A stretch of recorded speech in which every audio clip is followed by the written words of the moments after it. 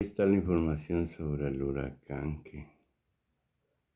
Otis, que ya los paisanos de Guerrero, Mitetitlán Guerrero, chingón, le dio fuerte, muy fuerte. Se perdieron las comunicaciones, dice el presidente, no hay nada de comunicación. Vaya que yo he estado buscando, siempre los paisanos suben, pero como no hay comunicación, pues por esa razón no han subido de cómo está la situación. Ese es el problema.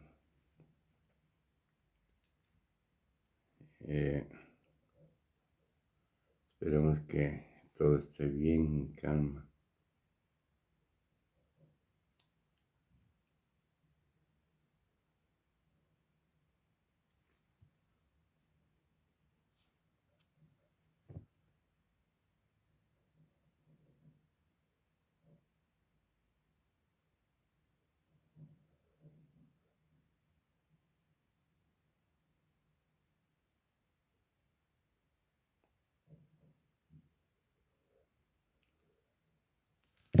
Uh.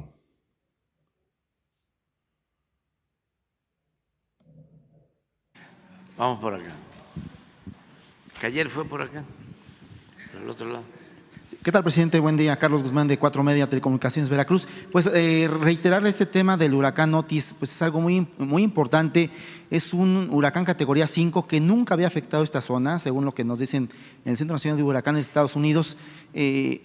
¿Cuáles son las estimaciones de las afectaciones que se prevén? Veíamos imágenes, incluso una torre de una televisora que fue derribada por el huracán, también de la alerta sísmica también tienen graves afectaciones, pero sí me gustaría preguntar específicamente, ¿piensa acudir usted a la zona? Es posible, pero vamos a ver qué información tenemos más apegada a lo sucedido. Van a estar los secretarios, va a estar el secretario de Marina, de Defensa, la secretaria de Seguridad Pública, Protección Ciudadana, el secretario de Comunicaciones, y yo voy a estar pendiente. Desde ayer estoy atento a todo lo que está sucediendo, pero sí, como dices, es un huracán muy fuerte, muy fuerte, de mucha intensidad, y tuvo un comportamiento atípico. Esto nos los reportaron como a las 8 o 9 de la noche, de que iba a intensificarse muy pronto. Esto no pasaba en décadas en el comportamiento de un huracán así. Ya lo había dicho, sí. Y voy a estar pendiente, vamos a estar atentos. ¿De qué dependería que acuda a la zona o no, presidente? De cómo llegamos, porque los aeropuertos, por ejemplo, el aeropuerto militar tiene destrucción. Afortunadamente la pista está bien, pero no hay posibilidades de volar ni en avión ni en helicóptero, no se puede, y hay que esperar. El pronóstico es de que va a ir disminuyendo la intensidad en el transcurso del día y vamos a ver qué hacemos. Perfecto. Segundo tema, muy rápido, presidente, pues se ha quedado un poquito de lado por la información que hay en estos días, lo que está pasando con los rehenes que se tienen de mexicanos ahí en la Franja de Gaza. Antes del jueves o viernes, si no mal recuerdo, hubo una comunicación del grupo Hamas, o Hamas, como le quiera mencionar, de que a los países que actuaran o estaban actuando neutralmente los iban a tratar de alguna forma preferente, de alguna medida, a los a los que tenían como rehenes. En el caso, obviamente, de los que no, los iban a tratar como si fueran israelíes. Y sé que tiene que ser muy discreta el tema de la cuestión diplomática y las negociaciones, pero ¿con quién se está trabajando, presidente? ¿Con Qatar, tal vez, como lo que pasó con los que ya liberaron de Estados Unidos, los rehenes de Estados Unidos? Estamos trabajando todo el tiempo. Está la secretaria de Relaciones Exteriores, Alicia Bárcenas, tratando este asunto. No queremos informar más sobre esto, queremos actuar de manera prudente, pero sí estamos buscando la liberación de 2 personas que tenemos datos de que están detenidas, 2 personas. Estamos en eso. Y en el caso de la médica que estaba en la franja de Gaza con límites con Egipto, ¿no hubo posibilidad de sacarla ahora que se abrió el cordón humanitario? Hay un bloqueo completo, no se está permitiendo la entrada de nadie, ni de ayuda humanitaria. Así está la situación. Y ya para terminar, un tema local, bueno, sé que le van a preguntar de los fideicomisos y lo que pasó ayer en el Senado de la República y la posición de algunas senadoras de Morena, pero yo quiero ser en el tema de justicia. Usted hablaba del fiscal Samarripa, de lo que es el caso de Guanajuato, que se ha reelegido 15 años. En el caso de la Ciudad de México está por darse la designación de Ernestina Godoy. ¿Usted la conoce en alguna medida? Tiene éxitos en muchos temas, pero la ratificación significa que esté otro periodo, si no me recuerdo, son 4 años más en el cargo. Tiene ahí el problema del tema del feminicidio. Sí han bajado las estadísticas, platicaba con el senador Cravioto la semana pasada, que estuvieron por allá activistas de la fiscal de la Ciudad de México. Pero es preguntarle su opinión respecto a la fiscal Ernestina Godoy. ¿Debe de permanecer en el cargo? ¿No debe permanecer? Aparte de la cuestión política que usted la conoce. Muchas gracias. Pues sí, opino a favor de ella. Van a votar en contra los opositores, pero pues tengo que decir lo que pienso. Siempre digo lo que pienso.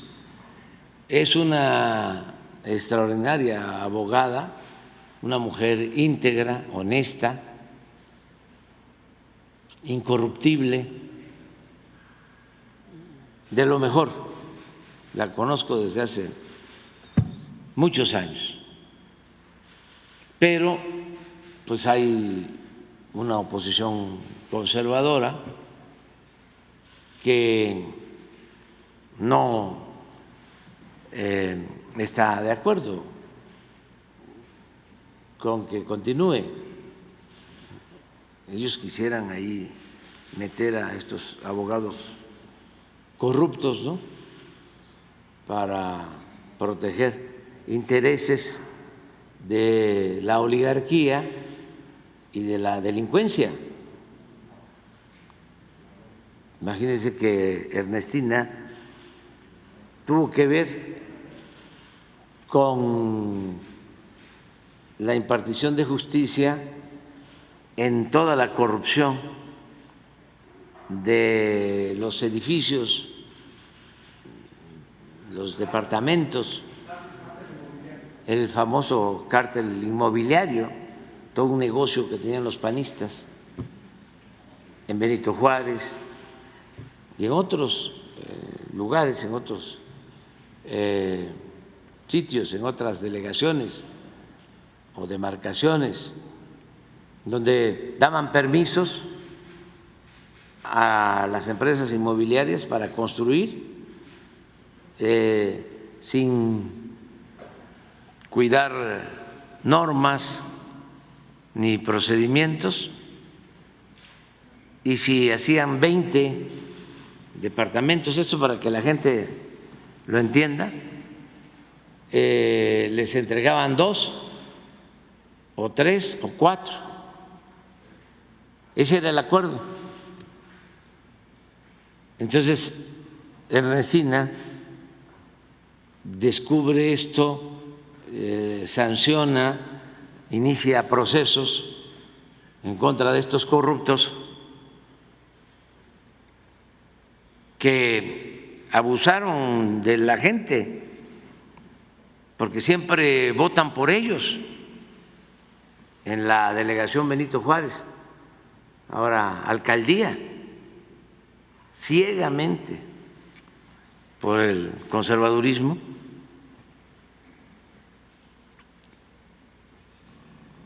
De manera fanática, aunque sean corruptos. Ya les he platicado de cómo creo que yo una vez o dos gané en la delegación Benito Juárez, pero nunca se ha ganado el gobierno delegacional, que ahora se llama la alcaldía. Nunca. Una vez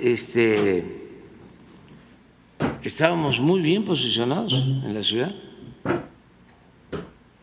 y acababa de darse un escándalo de corrupción. Creo que el delegado de la Benito Juárez y una comitiva se habían ido a un mundial, sí, todo un escándalo.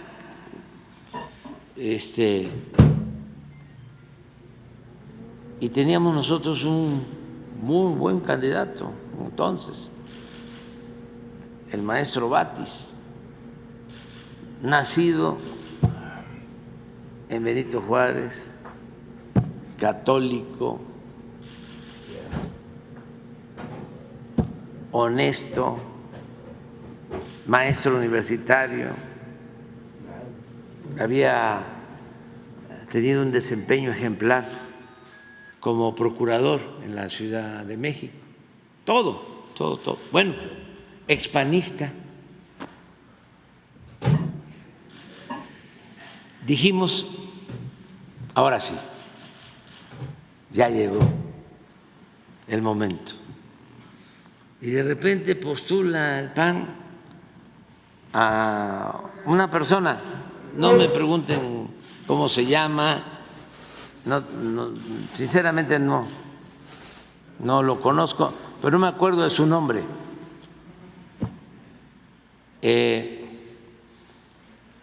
¿Y qué creen? Que ganó,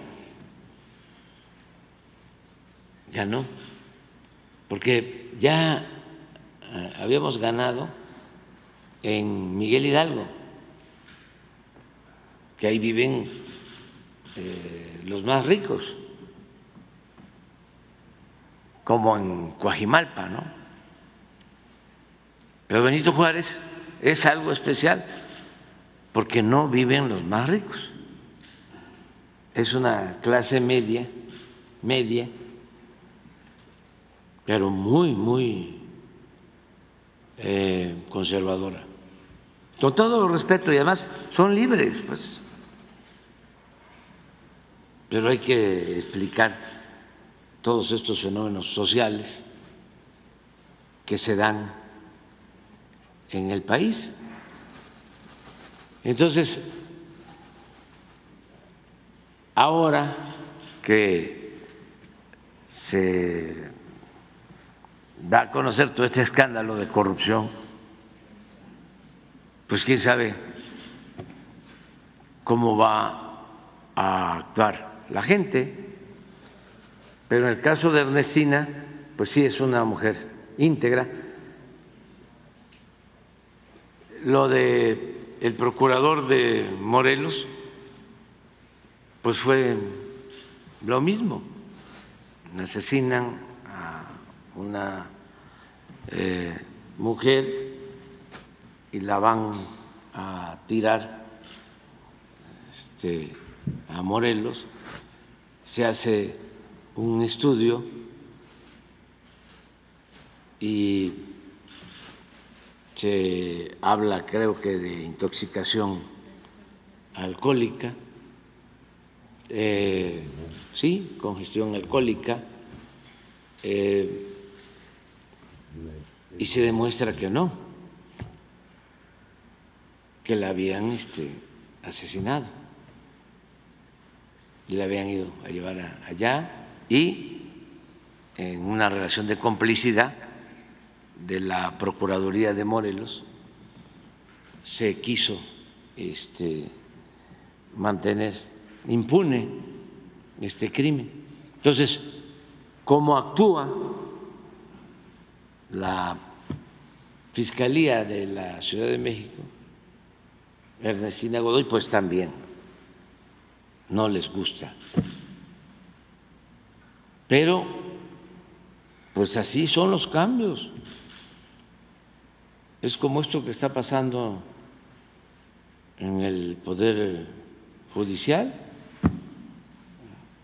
Es muy bueno para el país que todo esto aflore, porque no se sabía nada. A ver, en honor a la verdad que es revolucionaria, la mentira es reaccionaria. En honor a la verdad, los que nos están escuchando, viendo, sabían hace un año, y ya son gentes mayor, como yo, o no tanto, pero ya entrados en edad, sabían que un ministro en México ganaba 700,000 pesos mensuales. La mayoría no lo sabía.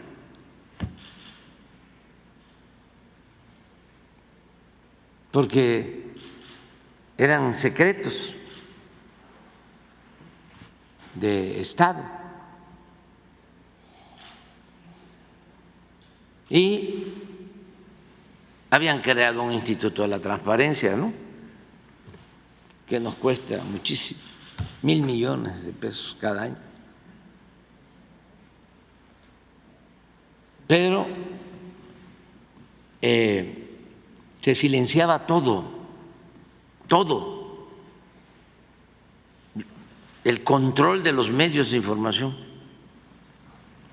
era absoluto, casi absoluto. Control mediático. Entonces, no se garantizaba el derecho a la información. El pueblo no tenía información, y no porque no quisieran saber las cosas, sino porque se ejercía este control absoluto. Era el gran acuerdo de la cúpula del poder económico y del poder político. Y todavía, ahí están.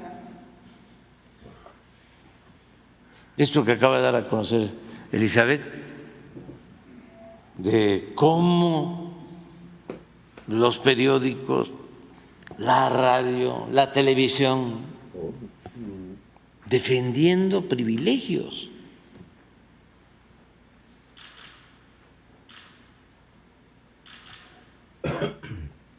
Una vergüenza. Entonces sí vale la pena este debate, porque ayuda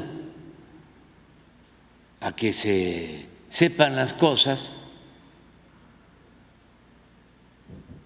y no se viva en el autoengaño, en la autocomplacencia, y se llega a creer de que es normal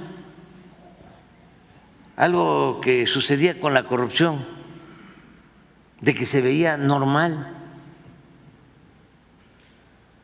Había casos, afortunadamente,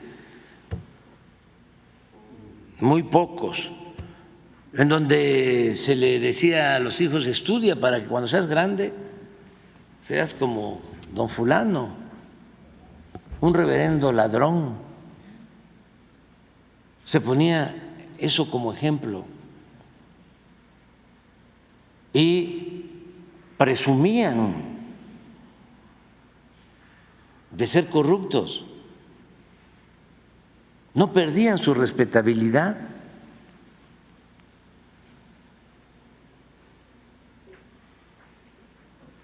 Y había una especie de enajenación colectiva.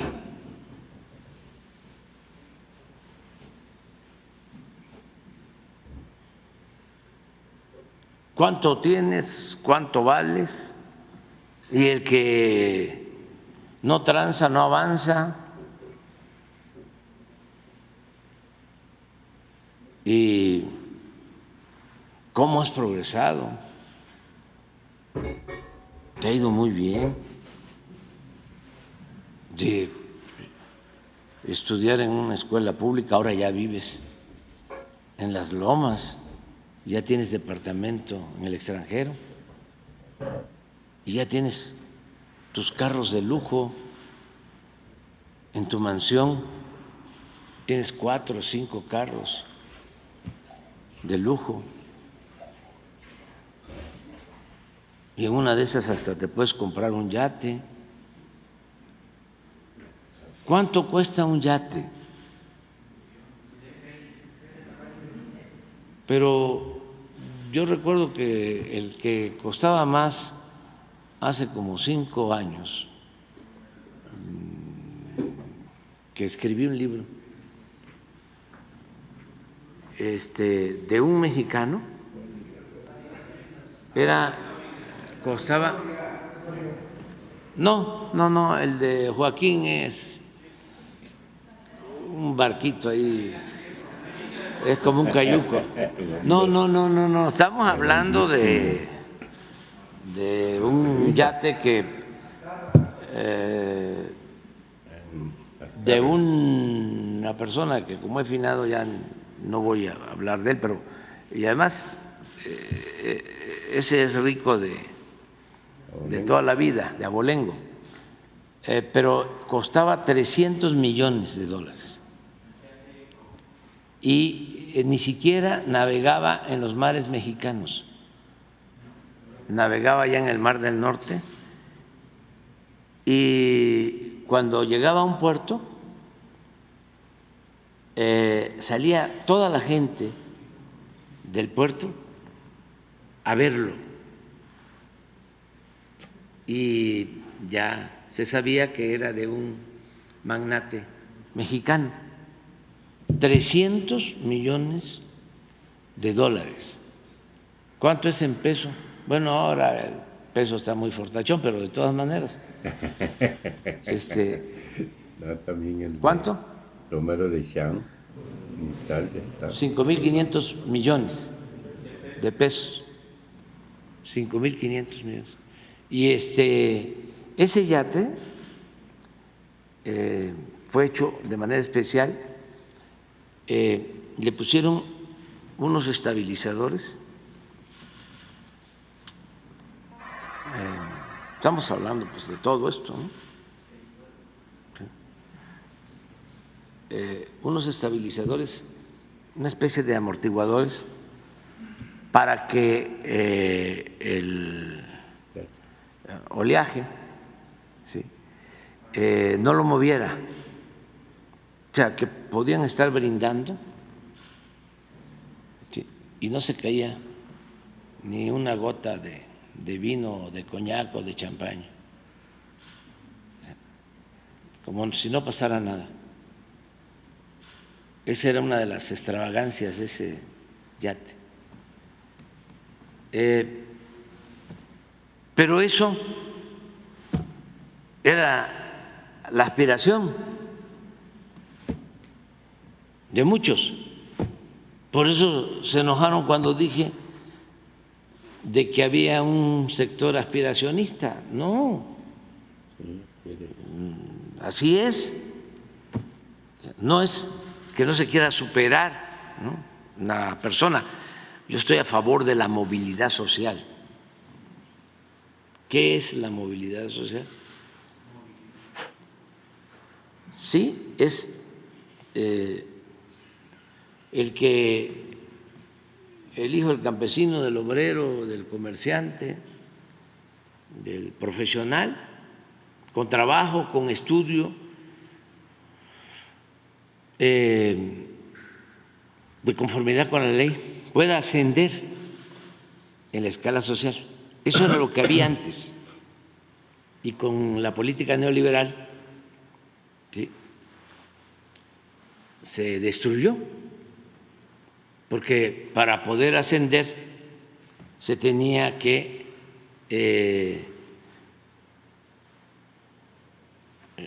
integrar a la banda de cuello blanco a una banda del crimen organizado. La mayoría de los mexicanos, que este es un pueblo muy bueno, trabajador, optaron por irse a buscarse la vida a Estados Unidos. Entonces,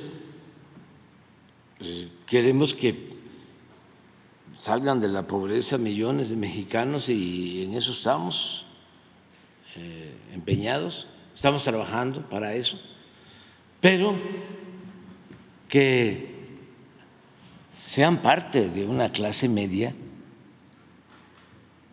con valores, con principios humanos, no clasistas, no ladinos,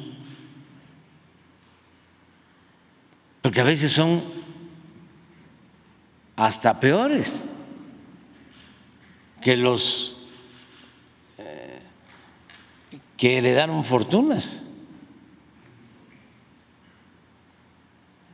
Se vuelven como enemigos de su propio pueblo, de su propia clase.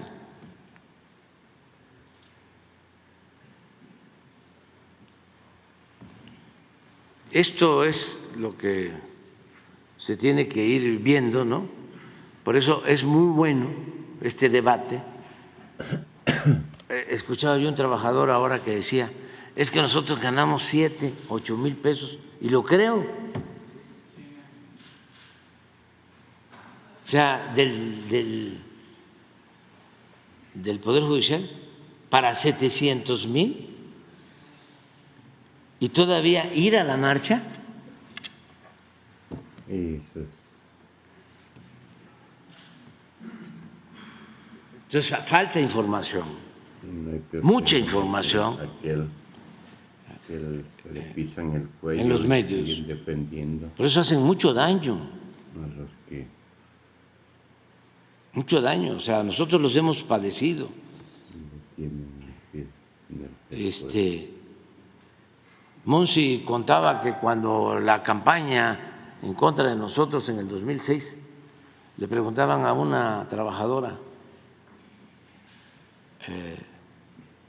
doméstica, ¿y por quién van a votar? Por el que sea menos por López Obrador. ¿Pero por qué? No, se va a caer la bolsa.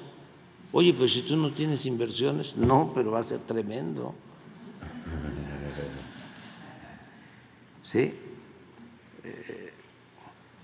Por la manipulación tremenda en los medios, sin escrúpulos morales de ninguna índole.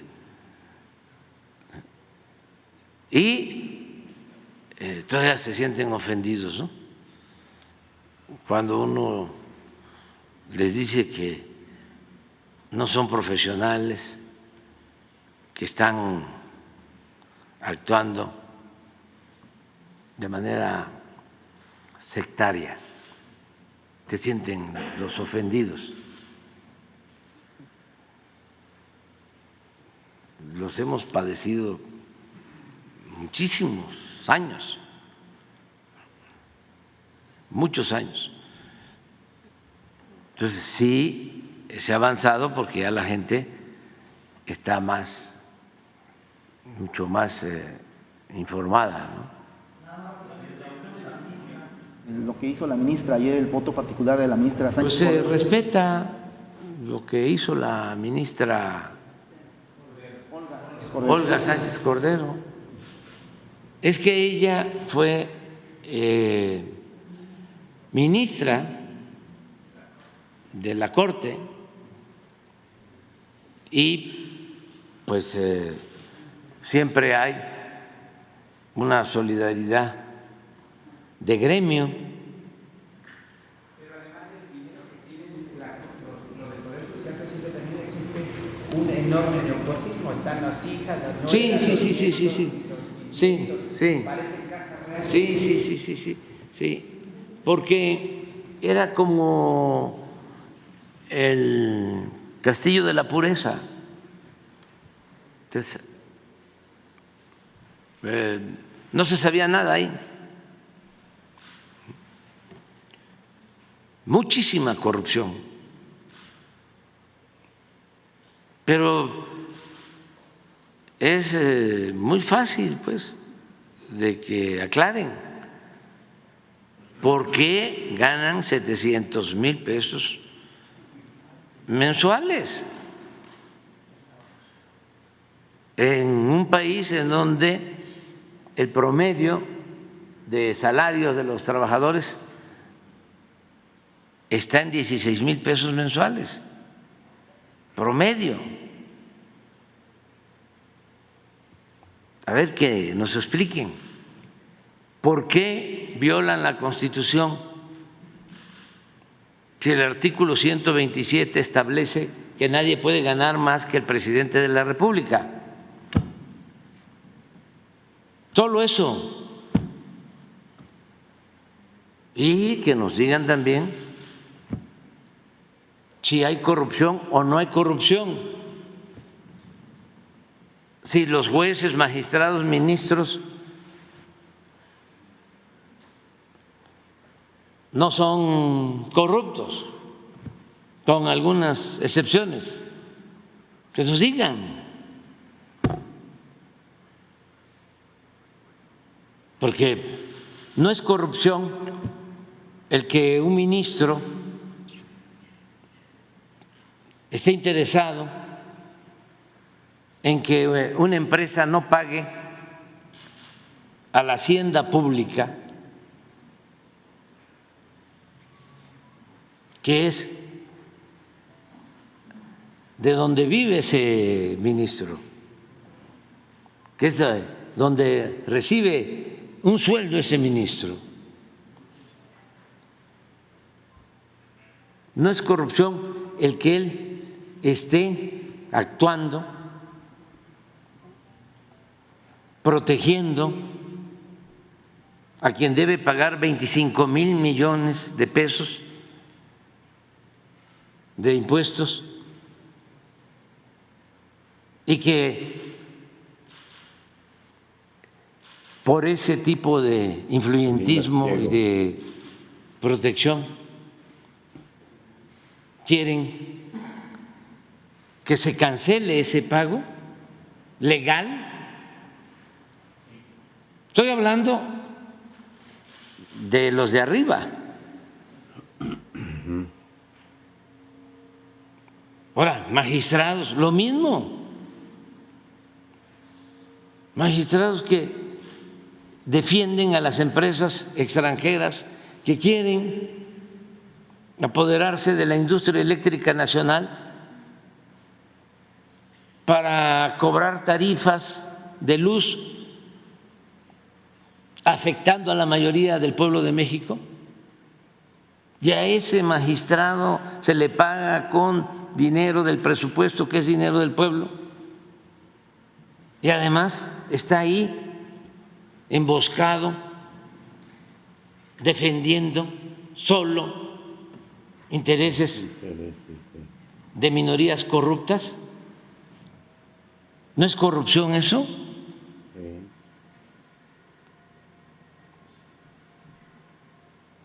No es corrupción que el día que resuelven sancionar en Estados Unidos a García Luna, ese mismo día el Poder Judicial le descongelan las cuentas a su esposa. ¿No es corrupción eso? ¿No es corrupción lo que vemos cada 15 días de jueces que liberan a delincuentes con criterios de lo más cínico que puede haber? Repito esto de que se detiene a una persona con cocaína y con armas de alto poder y el juez lo libera porque sostiene en su resolución textual de que sí lo habían agarrado con cocaína, pero no había ninguna balanza y no se demostraba de que esa cocaína se comercializara porque no había una balanza para pesarla y venderla. Y sobre todo. O que las armas no pasaban de 5.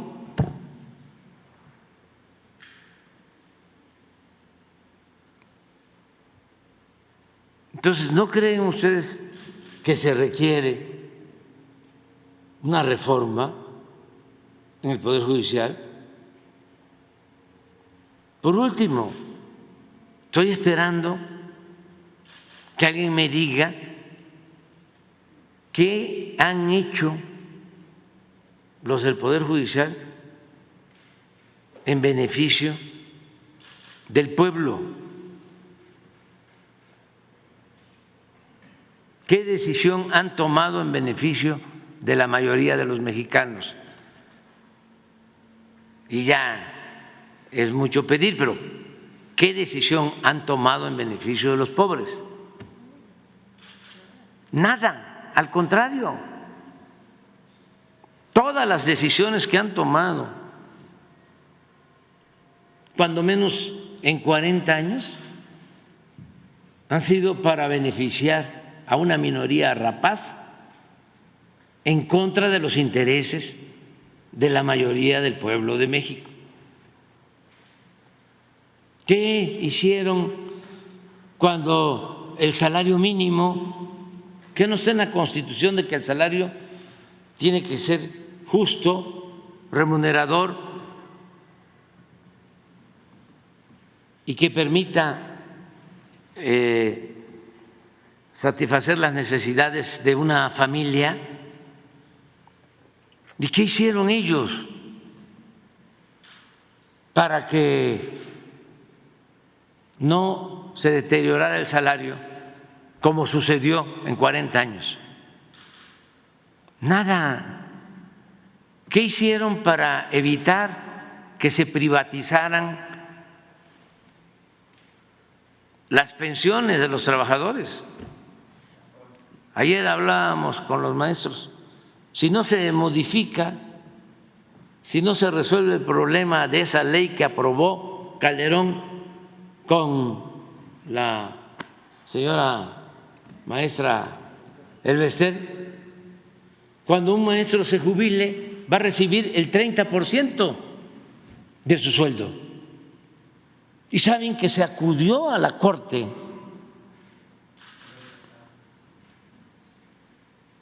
y rechazaron todos los recursos que se presentaron y muchas otras cosas. Lo que hablábamos de la guardería ABC, tristísimo lo que sucedió. Exministro Cosío fueron los que votó en contra para que se castigara a los verdaderos responsables, porque Cosío es filopanista, propuesto por Fox y apoyador de Calderón, y ahora de Claudio X González, de todos ellos. Me da hasta mucha satisfacción decir que somos distintos, porque la verdad actúan de manera deshumanizada, muestran, ¿no?, su desprecio al pueblo y además son muy hipócritas, muy hipócritas, muy corruptos. Imagínense, es como el mundo al revés. Los corruptos tienen una asociación para combatir la corrupción. Claudio X González y la señora Casá y Aguilar Camín y todos ellos corruptos. Y lo puedo probar, ¿eh?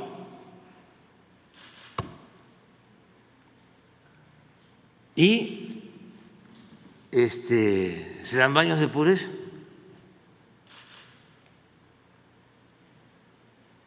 Y está bien, son libres, y el que quiera tragarse ese plato de mentiras, pues también buen provecho, ¿no? Pero ya afortunadamente la gente ya está despertando, nada más que no se enojen, tranquilo, es muy bueno el debate, lo vamos a continuar, vamos a seguir debatiendo, porque la transparencia es una regla de oro de la democracia, y así vamos limpiando, vamos informando, vamos concientizando, vamos purificando la vida pública. Hablaba yo de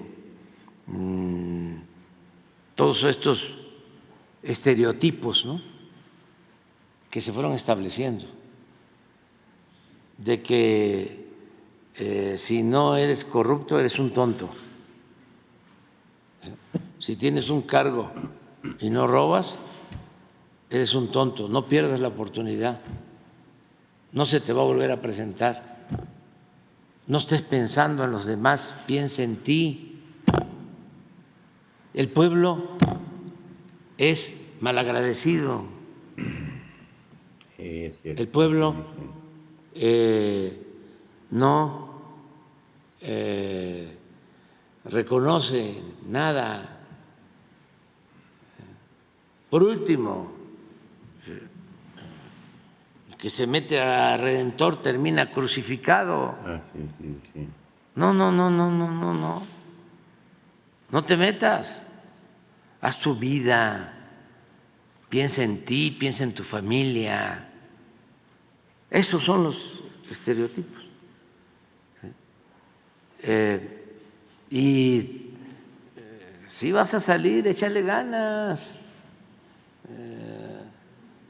Y se acuerdan cómo decían, ¿no?, de que sí, el que no tiene dinero es porque no trabaja, ¿sí?, es porque es un flojo, un indolente. ¿Sí? Y se acuerdan también lo que decían: no les des pescado, enséñalos a pescar. Si no hay agua, no hay pescado.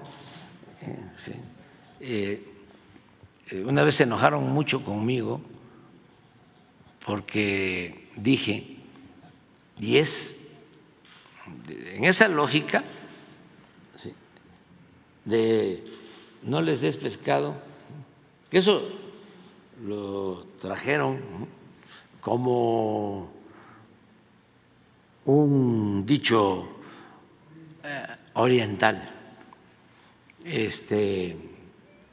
y lo aplicaban para todo. Y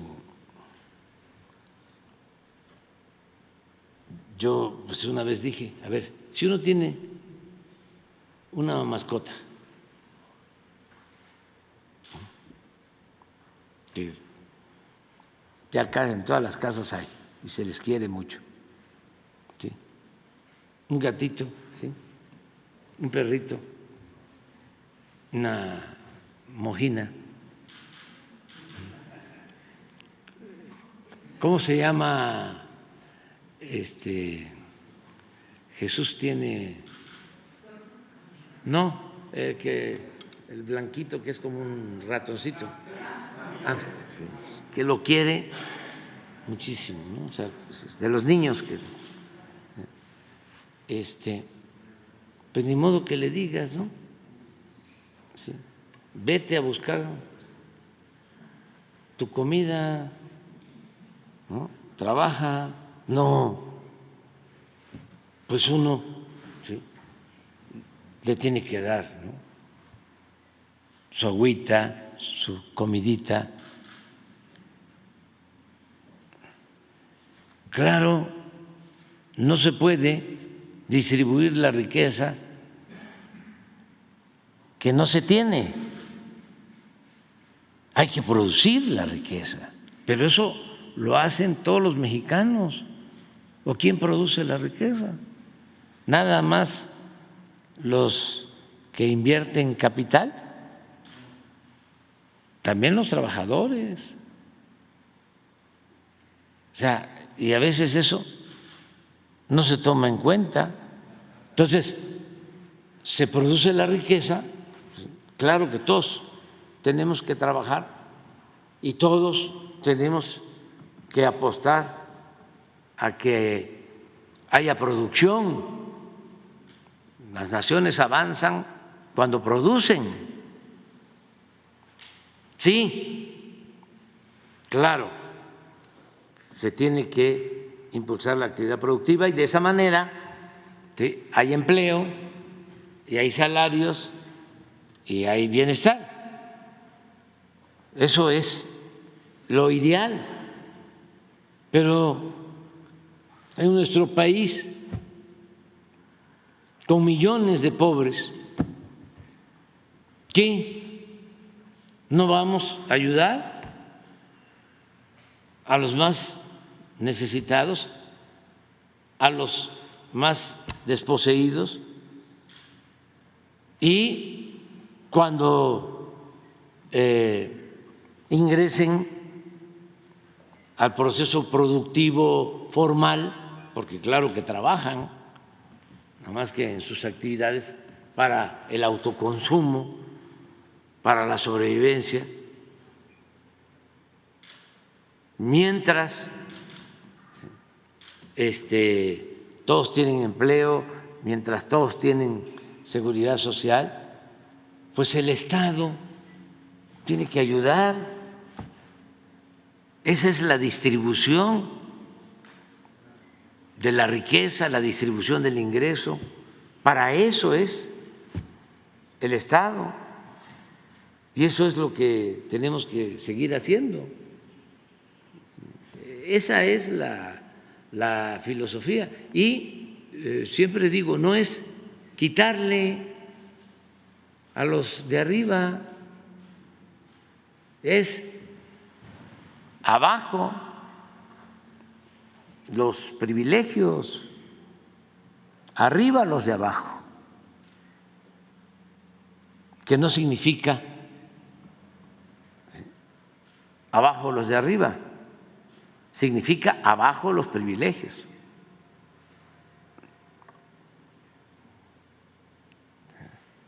Arriba los de abajo y abajo los privilegios.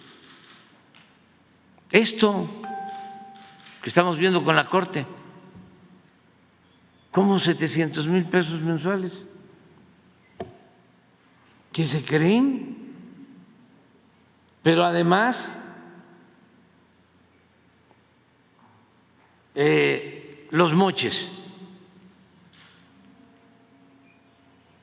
aparte.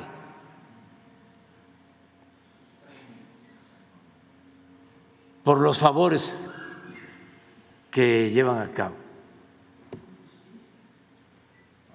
Entonces, tenemos que seguir insistiendo en que el Poder Judicial se moralice, que le hace falta. Desde hace tiempo y ahora que ya se está atendiendo el asunto, ir al fondo. Y como la corrupción, no es nada más castigar al corrupto, es estigmatizar la corrupción, que no se piense que eso es normal, que no se establezca como forma de gobierno, como estilo de vida, no permitirlo. Eso es lo que considero va a ayudar mucho. Y además quiero aportar que efectivamente muchas personas